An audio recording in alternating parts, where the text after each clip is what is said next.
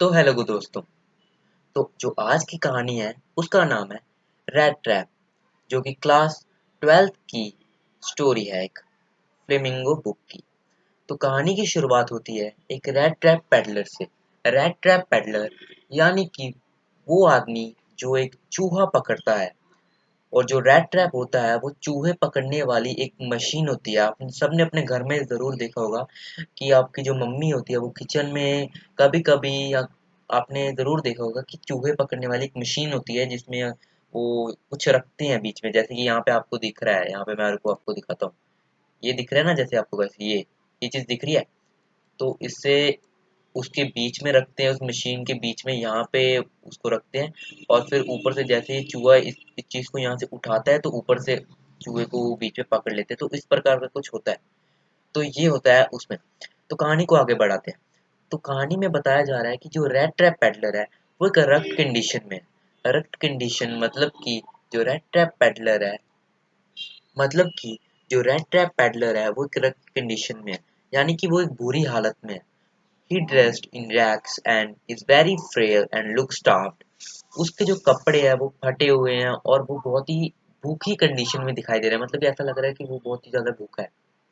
तो we learn he has no home and sometimes even begs and steals to survive in the world.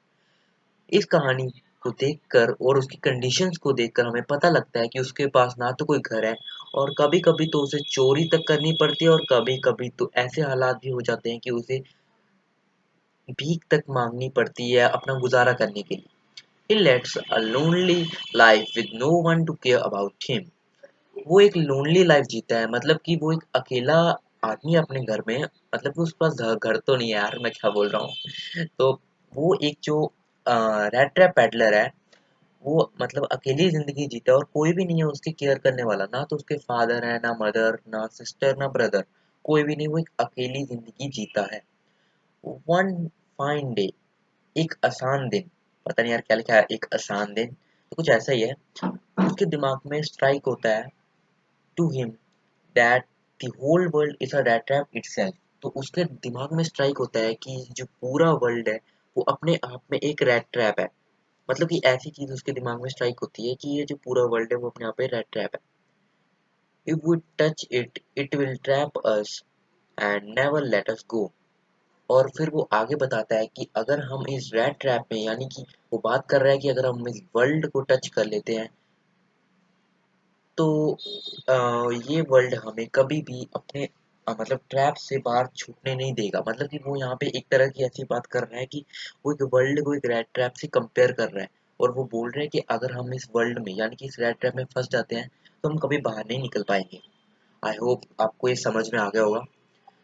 तो अभी आगे चलते हैं। It will trap us and never let us go, हाँ right. He goes on to think that there are people out there who are already in this rat trap and searching for the bait. तो अभी वो सोचता है कि कुछ लोग इस वर्ल्ड में हैं जो पहले से ही रैट ट्रैप में फंस चुके हैं और निकलने की कोशिश कर रहे हैं। ऑन वन कोल्ड इवनिंग, एक ठंडी शाम को, बहुत ही कड़ाके की ठंडी शाम को, he reaches at a cottage.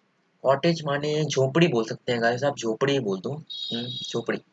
तो कॉटेज याद रखना कि झोपड़ी, उसे एक ठंडी शाम को एक झोपड़ी मिलती है उसे।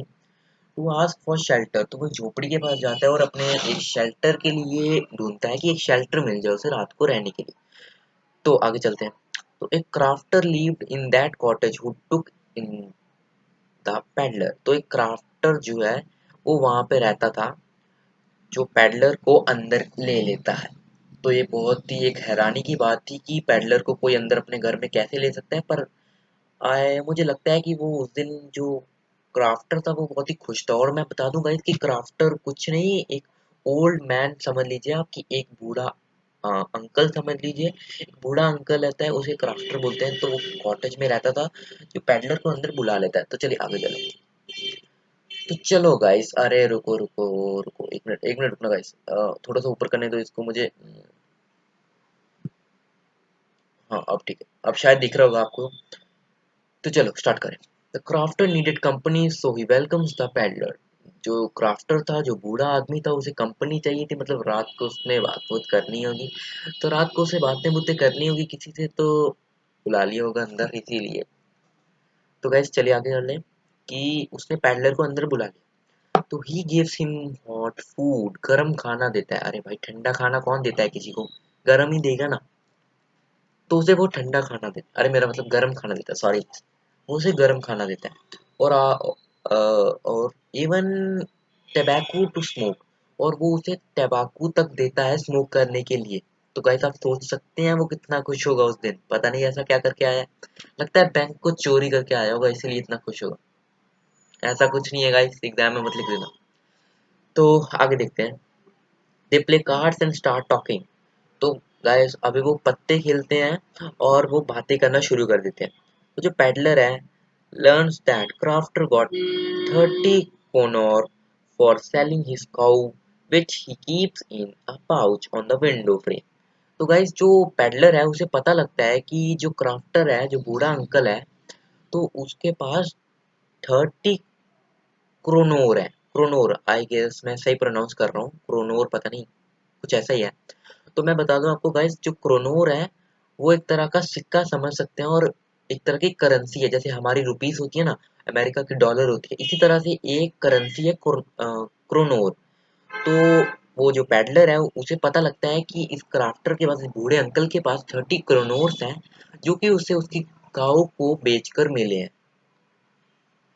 तो उसने जो अपने क्रोनोर थे वो तो एक पाउच में रखे थे और विंडो फ्रेम के पास रखे थे उसने। तो अभी ये पूरी जानकारी पैडलर भाई साहब को मिल गई कि उसने विंडो फ्रेम के पास रखे हैं जो 30 क्रोनोर है। तो जो पेडलर है फिर वो लीव करता है घर को। वो लीव क्यों करता है ये मैं अपने थिंकिंग से बताता हूँ आपको गाइस। वो इसीलिए लीव करता है मेरे हिसाब से, वो इसलिए लीव करता है ताकि क्रॉफ्टर को लगे कि पेडलर उसके घर से चला गया है। पर असल में बात ये नहीं थी, असल में बात थी कि पेडलर को आ गया था लालच, और साथ ही में वो बहुत ही ज्यादा गरीब भी था, तो उसे चाहिए थे पैसे। और जैसे ही उसने देख लिया कि क्रोनोर पड़े हैं 30, तो उसके मन में लालच तो आ ही जाएगा। तो इसलिए वो उसके घर को छोड़ के चला गया। But after seeing the crafter leave his cottage, but वो गया नहीं था गाइस, वो उसी के आसपास झोपड़ी की नजर रख रहा था कि जैसे ही जो बूढ़ा अंकल है वो घर से जाए अपने, तो मैं उसका पाउच चोरी कर लूं और क्राफ्टर लेके फरार हो जाऊं। तो अभी हम चलते हैं आगे।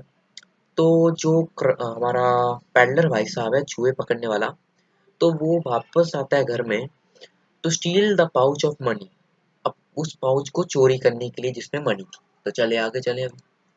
तो after stealing it, he takes the wood to remain unsuspected. तो जो चोरी करने के बाद, जो he takes the wood to remain unsuspected. तो गाइस जो पेडलर था वो लकड़ी लेता है ताकि वो अनसुना रह पाए और कोई उसे उस पे शक ना कर पाए, वहां से वो लकड़ी लेता है इसीलिए, ताकि सबको लगे कि वो लकड़ी लेने के लिए उस तरफ गया था और कोई शक भी ना करे उस पे। तो जो जंगल था लकड़ियों वाला, वहां पर हमारे पैडलर भाई साहब मिलते हैं एक आयरन मास्टर से। आयरन मास्टर गाइस आप समझ सकते हैं कि जो लोहा बनाने वाला होता है उसे, who mistakes him to be his old commander। तो गाइस जो आयरन मास्टर था वो उसकी फैक्ट्री में मिलता है हमारे पैडलर भाई साहब से, और वो समझता है आयरन मास्टर कि जो ये पैडलर भाई साहब हैं ये उसी के बैच के बंदे हैं। और मैं आपको बता दूं गाइस कि ये जो आयरन मास्टर है ये पहले आर्मी में था, तो उसे लगता है, और वहाँ का जो सिचुएशन थी उस समय की, वहाँ पे लाइट नहीं आ रही थी। तो उस समय वहाँ पे लाइट नहीं आ रही, तो इस तरह की सिचुएशन में जो हमारा आयरन मास्टर थे उन्हें समझ नहीं आता कि ये कौन है, और अच्छे से उसका चेहरा नहीं पहचान पाते। तो उन्हें लगता है कि ये उन्हीं का जो अ, बंदा है, मतलब उन्हीं की बैच का बंदा है, तो इसीलिए वो उसे अपने घर पे इनवाइट कर लेते हैं क्रिसमस के लिए।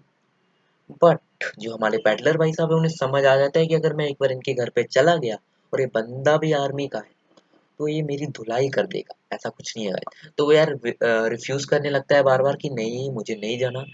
पर after that the iron masters daughter, ओहो, अभी गई जो आयरन मास्टर की लड़की थी, जैसे ही एडला विजिट करती है और उसे इंसिस्ट करती है हमारे पैडलर भाई साहब को, तो पैडलर भाई साहब पिघल जाते हैं और मान जाते हैं। अभी भाई लड़की की बात कैसे कोई टाल सकता है। तो गाइस यार वो पैडलर जो